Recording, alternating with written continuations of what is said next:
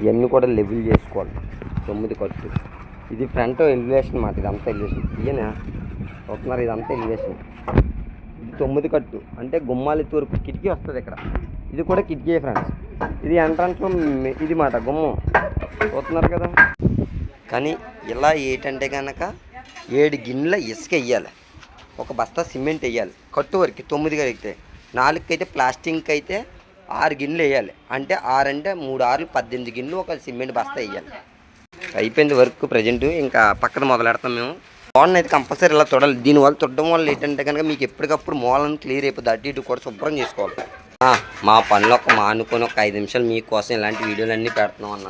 కూలి పని చేస్తూ దయచేసి మా ఛానల్ సబ్స్క్రైబ్ చేసేయండి అన్న.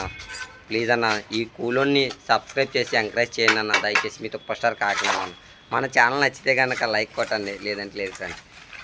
ఉంటాను. మరో మంచి వీడియోతో కలుద్దాం రేపటి వర్క్ కోసం. Bye friends.